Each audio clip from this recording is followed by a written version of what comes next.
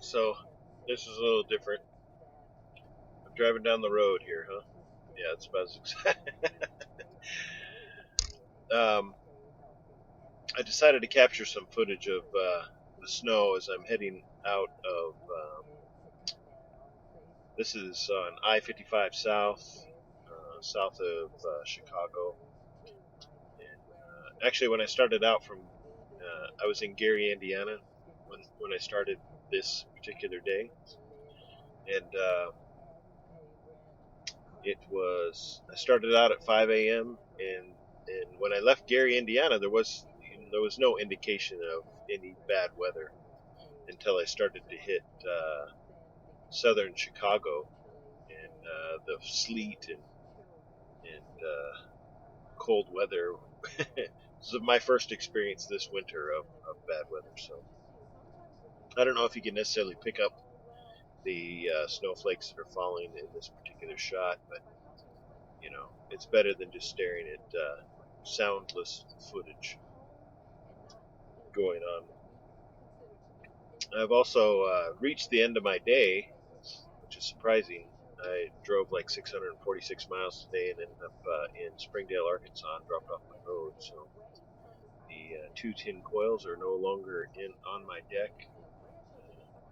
I'm also out of hours. They have parking here, so I won't have to move. Or I might have to move. Maybe I'm not parked in the right space, but at least they allow parking here. Whereas where I left this morning in Gary, Indiana, the place where I picked up the product, they didn't allow parking there on their property, so I drove like a mile down the road and found a space to where I was able to park. So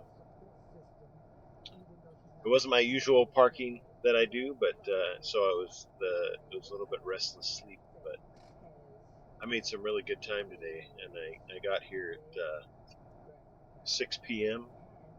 and used up all my clock. Good day. Initially, when I was going through southern Chicago with this bad weather, I was kind of concerned at first, but my Rand McNally, and I have the 730 LM, in case somebody's wondering. It's in the video description. Everything I do or utilize in my truck is in the video description. So if you ever have a question, which a lot of people do over and over and over and over again, it's in the video description. It's always been there. Sorry, drinking water.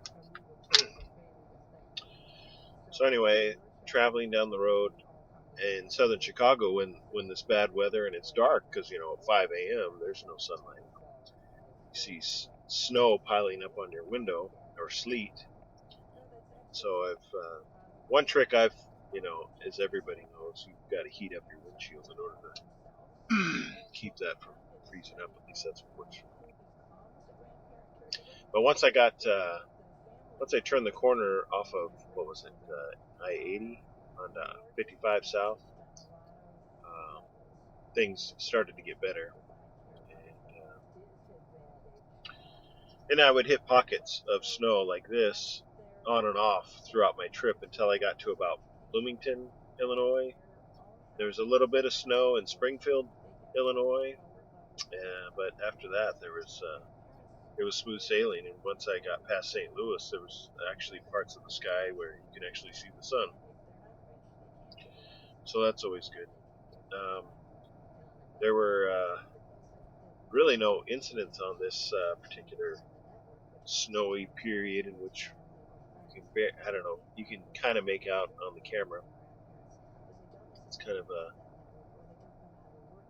yeah, you can kind of see it. So I don't know. I'm making this video while staring at this little tiny screen on my computer while the video is editing, so I can try this new method of commenting over the drive footage.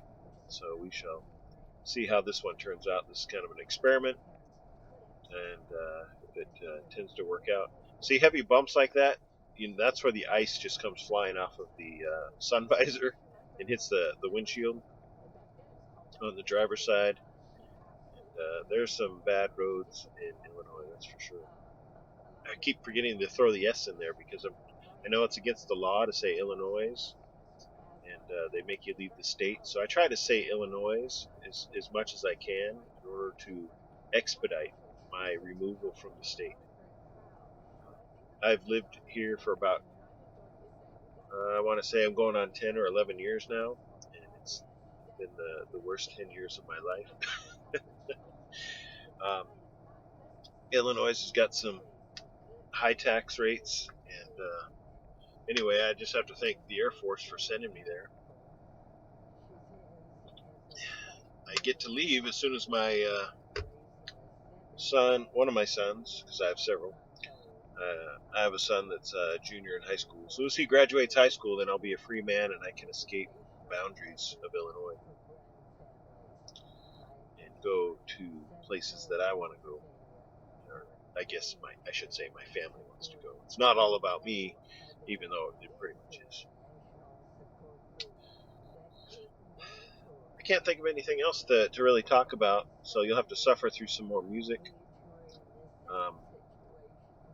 I know some people like it, other people don't. I just put it on there because it's the music that I put on these driving footage segments most closely resembles the type of music I listen on the radio. And this music that you typically hear when I put it on the driving footage is just straight off of what Google, or I should say YouTube, provides the YouTube makers or creators their free music. So a lot of it's, not the greatest. And I wouldn't typically listen to this music on the radio itself, but it like I said, it's what closely resembles. I'm trying to think if there was some questions somebody had asked that I was going to answer, but I can't think of it right now. Typically, I have to write this stuff down, and otherwise I completely. In fact, when I get home, I had to send my wife a message to write a paper note, put it on my computer, because every time I come home, I forget. I've recently reaccomplished my DOT physical, and that gets sent into your state's DOT, your state office, and they send you a confirmation that they received your physical or a copy of it. Well, Maverick company I drive for, they need a copy of that receipt showing that they had received it. And for the last 2 or 3 weeks, I keep forgetting every time I get home to send that in. There's another thing that they do at Maverick is an annual report, which I've never done before because I've only been here. But what it is, I guess it's some form that we fill out stating whether or not we've had any tickets or whatnot, and we sign it. I guess that's because they may not be fully informed on tickets you may receive in various states. So they're having you sign this form, I'm assuming, because it's sitting at home and I need to fill it out and send it in. So I'll know more about it when I get home because my wife said it showed up in the mail.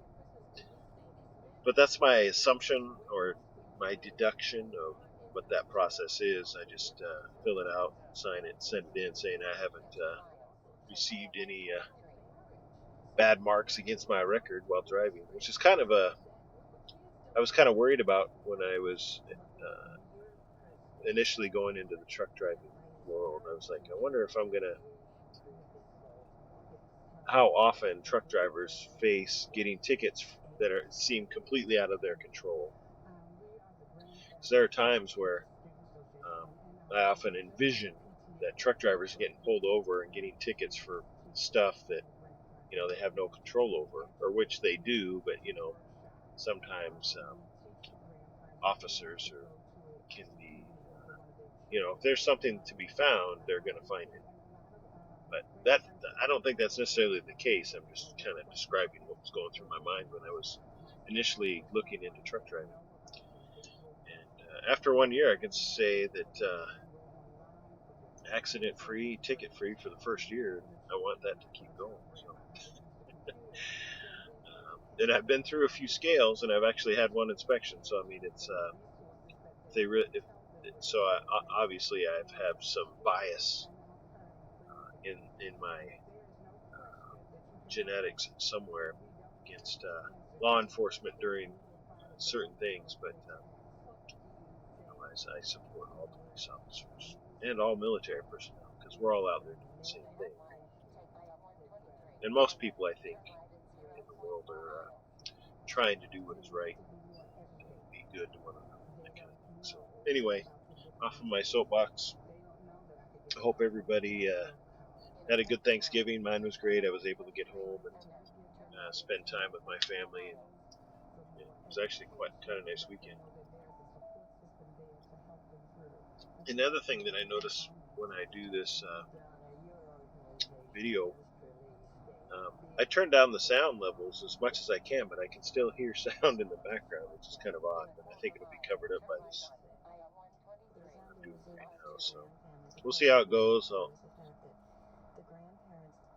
I'll lay this track in, and you tell me if what you think, which everybody tends to tell me what they think, so which is great. So if what I'm doing is working or not. Here I'm just pulling over because I need to get fuel, and once I get, and I tend to always try to get to Love's, and because I've actually got over $104 worth of points at Love's now. Once I get a few more dollars, I'll probably buy a new dash camera, so I constantly have video footage going. I don't have my GoPro necessarily going 24/7 because it's only got a small memory card in there, so I only tend to make video with my GoPro whenever I see something of interest. So that is all. Till next time. Anyway, I think the snow lasted after I get fuel. It probably lasts for another 2 hours that I was driving. But other than that, the roads were pretty safe to drive on. It wasn't serious or anything to worry about. So, because there's been times where I've in Vermont driving over a mountain, and it was snowing and coming down the steep side with a load of lumber. That'll make you concentrate heavily. Anyway, that's it.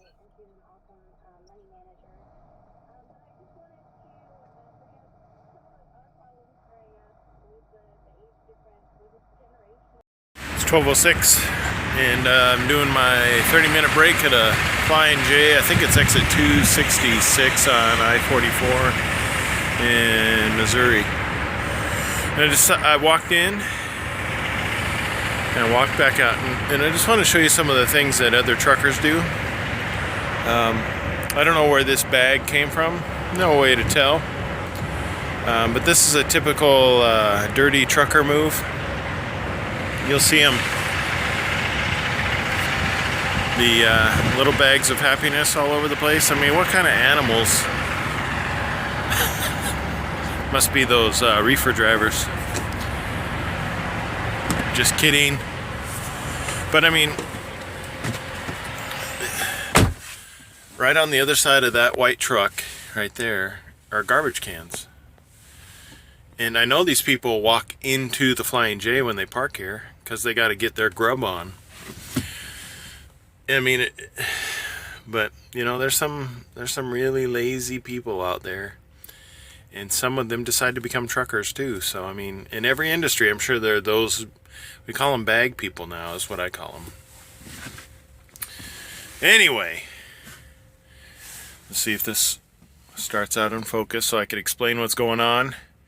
Alright, so you can see I've done a lot of trucking this morning.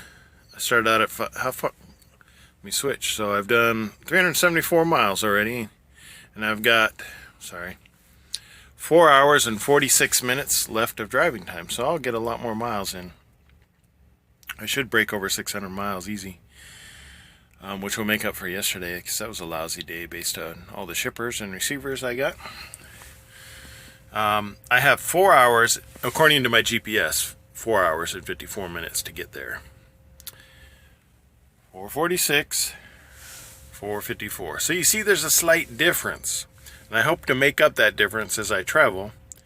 I mean, I don't exceed the speed limit because I can't even do the speed limit in this truck. Most of the time it's 70, and I do 65, or 64.99999. And that's also my trick for avoiding getting pulled over by the police for any reason whatsoever, is I do the speed limit. I see a speed limit sign, set cruise control for speed limit. It's that easy. So I've made it an entire year, almost. I don't really consider, I mean, I've been with Maverick for over a year now. It's weird to think, wait, what's today, the 2nd? Yesterday is my 1 year mark as far as driving a truck for Maverick. Actually, today is, because on the first day my trainer drove. On the 2nd of December, which is today, I started driving the truck and drove for the remainder of the time with my trainer. So this is officially 1 year of driving, holding onto a Maverick truck steering wheel for a year. And yeah, no tickets, no accidents. Safety is key.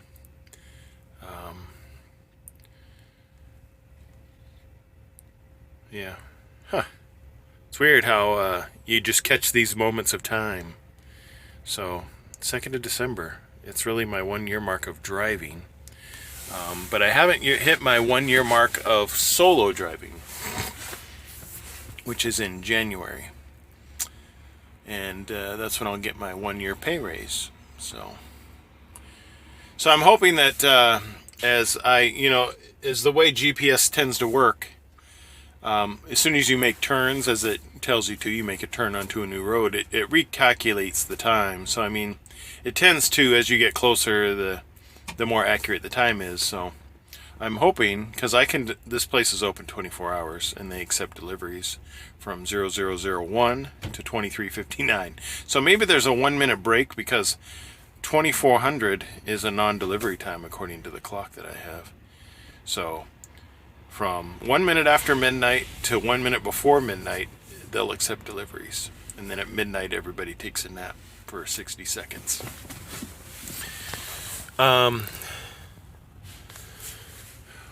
Yeah.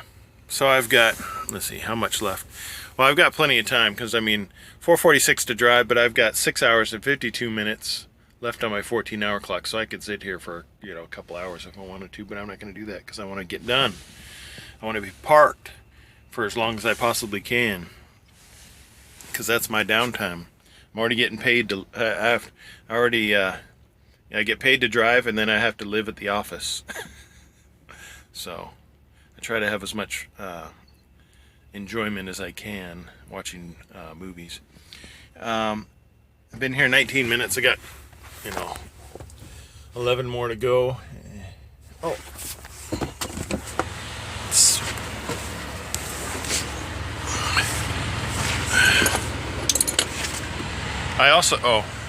So many things to talk about. What do I talk about first? Here's my load. I got 2 tin coils. I've done this load several times out of the same location. It's got 1, 2, 3, 4, 5, 6 chains. It's just over 40,000 pounds worth of tin coils, and you can see the boards on the top that form a peak. And started this new lattice work design because every once in a while you throw a tarp on and you go to tie it down, and it's kind of, I don't know, what I call weird. So I try to grab the D-rings from multiple angles in order to keep it as taut as possible. And you can see, hey, I got friction mats because there's one of them right there. I didn't know exactly what I was going to get, so I threw down 4 of them, and they put 2 skidded coils on. And so, anyway, now back to the inside.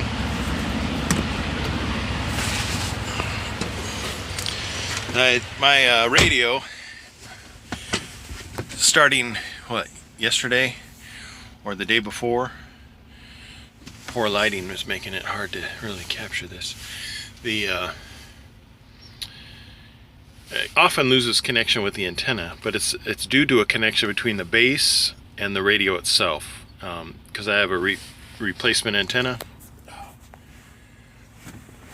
Switch hands. My right arm's getting tired. So it's a connection between because I'm constantly squeezing it in order to I squeeze it and it reestablishes connection. So how did I fix that? I'm like, well, I can either buy a new base, which I did, and that one doesn't work at all. It doesn't even power up, so it's probably some kind of foreign-made knockoff. I won't say any countries in particular, because it could come from any number of them. I heard somebody saying, "Hey, I put with this same problem with this specific radio, which is the Onyx Plus something." That they put a rubber band on it, and that seemed to cure the problem. Well, I have this really old bungee that snapped, and it's been sitting in my truck, and I keep forgetting to throw it away. And I cut it down the middle and kind of made it a rubber band, and it's worked perfectly because starting yesterday and the day before, instead of just losing antenna connection, the power completely cuts out on it.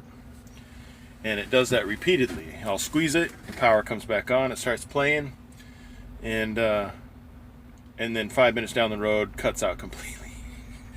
Right as if somebody's about to say something important that you're like, oh, this is what I've been waiting for.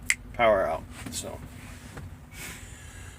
all right, that's enough talking. It's amazing how much crap you can come up with to say just sitting here and discussing the various events for today. Not to mention I left in snow this morning out of Chicago, and I was kicked off of the parking lot where I was parked at the shipper.